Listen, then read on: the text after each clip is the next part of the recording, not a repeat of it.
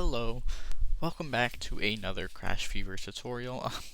So, last week I tried to record this, but I failed miserably because I forgot to turn my microphone on. So, I was pretty pissed, so I just decided not to redo it then and there. So I waited till we got to next week, and here we are. Next week, I'm actually recording it. My mic's on.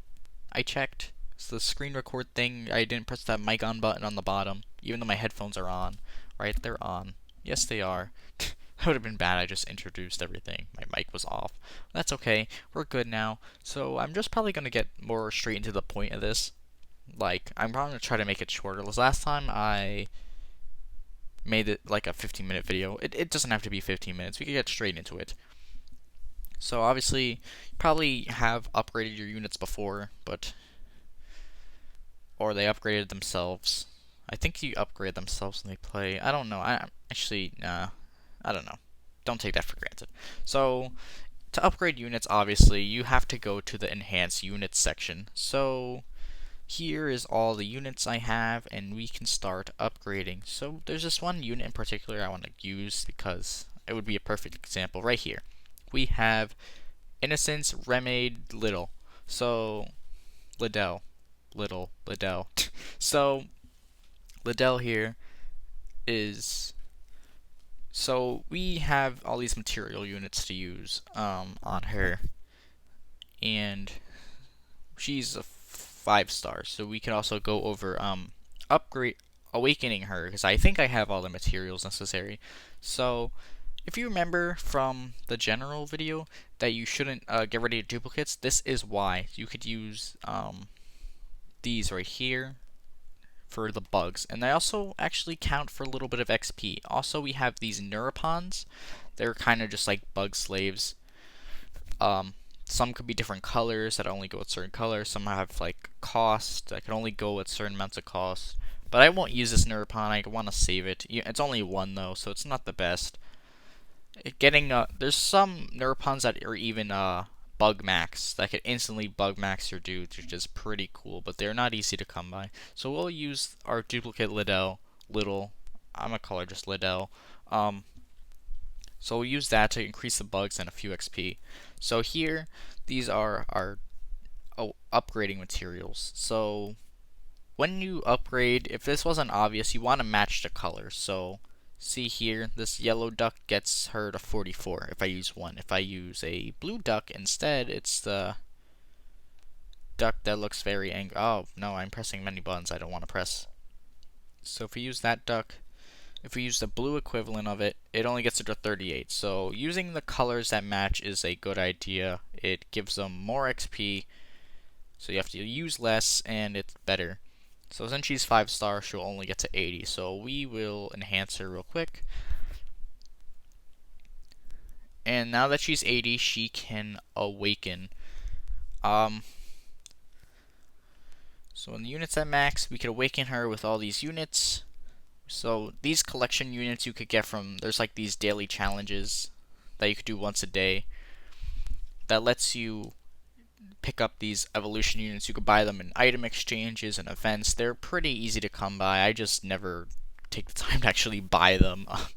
And then little Humpties. Little Humpties are very important. They're the main thing you want, because every unit needs a little Humpty to awaken, pretty much. So yeah, those are good to have. Most of the events only carry like one, so always try to pick them up if you can. And we can awaken. Also, awakening costs bits, so we will do that real quick. And here we go. Now we own Alice. Yeah, her name change is pretty funny, right? So yeah, and she's voice acted, so that's even better for me. So, and like I said with the bug things, you want to get them because their 6-star forms normally have a lot of bug abilities that are pretty helpful. Oh, this unit's actually pretty good. But yeah. So now that we have her, we can upgrade her again, because she starts at level 1. So let's just throw this in there, level max. And now you're probably wondering what all these fruits do. These fruits are basically like more of a limit break kind of sort of thing.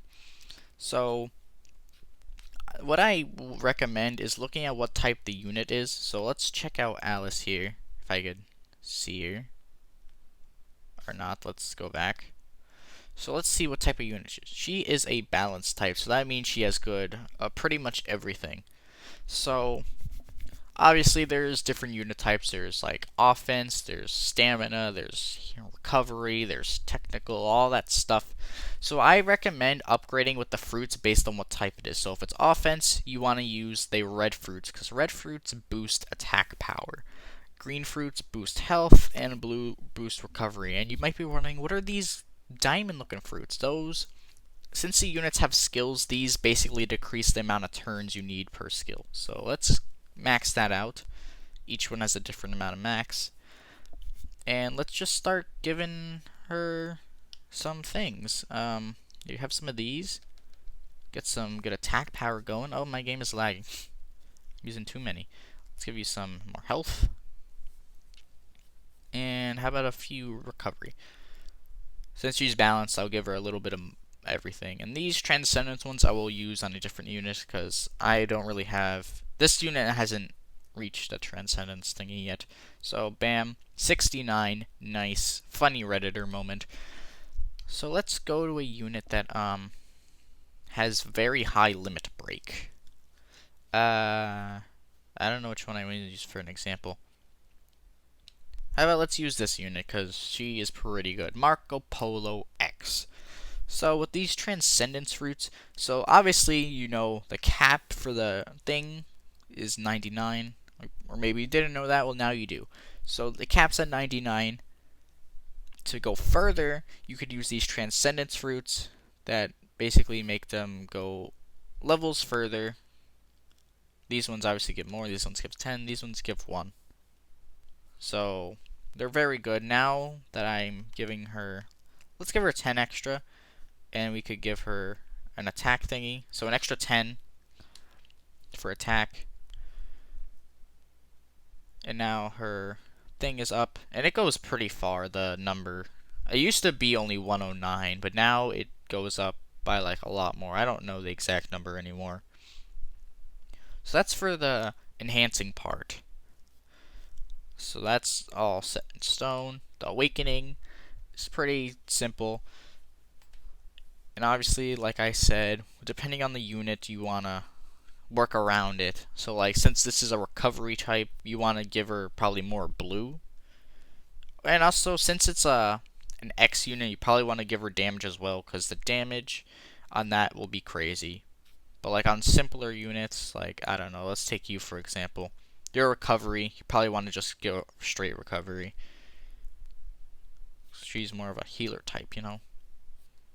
And for stamina, obviously health.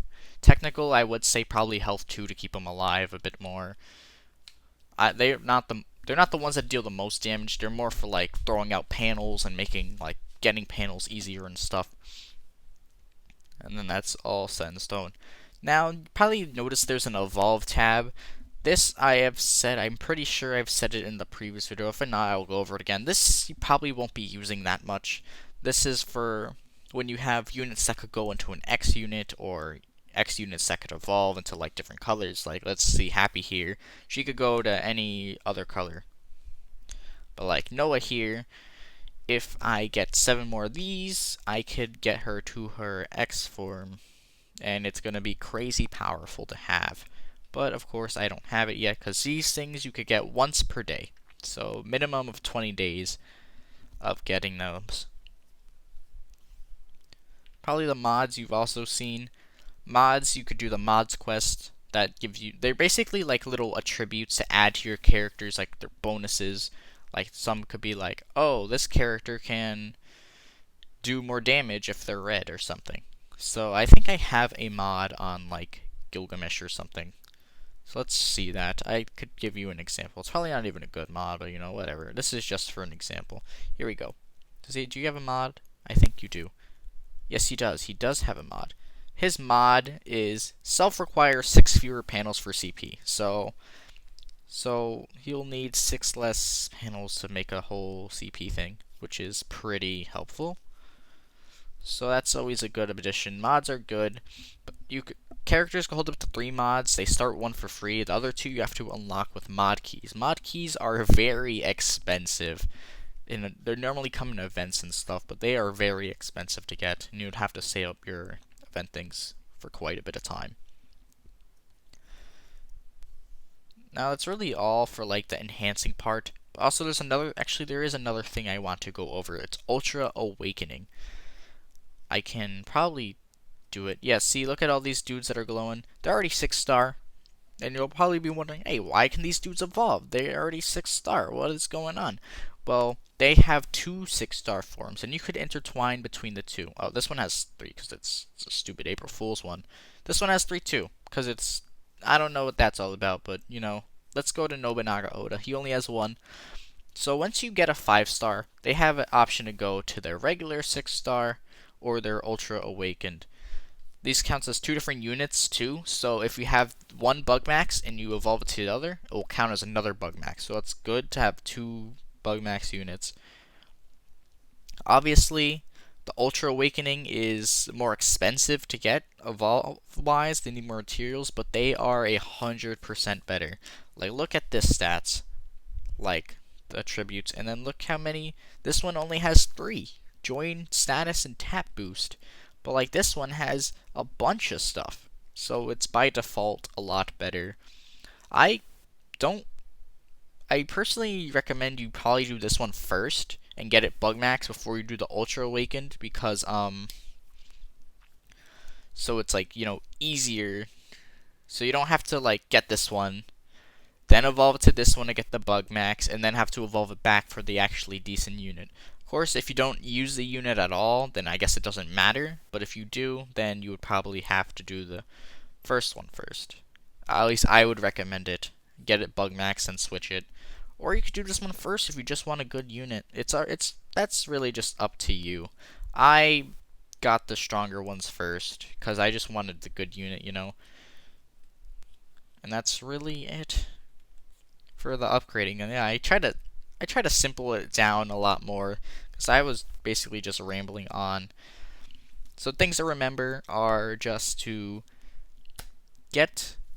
use the right ducks for the right colors, use the right fruits for the right types, and so on and so forth.